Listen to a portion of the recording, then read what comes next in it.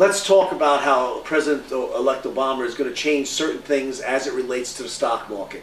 First of all, a major topic, and we have more on this on the website, Stocks at Bottom, is the drug program. We have a drug program in effect in this country, the Veterans Administration. The Veterans Administration spends tens of billions of dollars every year on medications, on drugs, on prescriptions for tens of thousands, hundreds of thousands of soldiers that have come back from the Iraq War in 1991, the Gulf War, the current Iraqi War, Afghanistan, and so forth.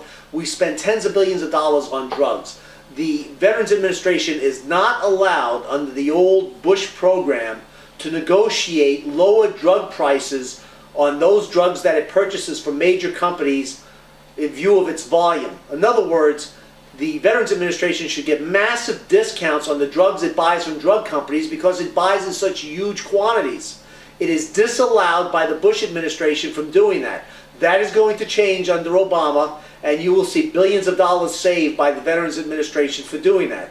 Point number two, there's a prescription drug program in effect for seniors in this country. It probably costs this country anywhere from 20 to 40, 50 billion dollars per year. All right. If you have elderly parents or elderly relatives and so forth, they'll make you aware of this, that this prescription drug program pays for a giant portion of their drugs now. And it was a good thing that President Bush put this into effect. But what he did was, he disallowed the federal government, the same thing as the Veterans Administration, he disallowed the federal government from negotiating lower prices with the drug companies for the huge volume of purchases that are made by the federal government. What this means is the federal government is probably paying the drug companies an extra somewhere between 10 and 15, it could be as high as $20 billion per year for drugs that they would not be paying if the federal government were allowed to negotiate lower prices with the drug companies.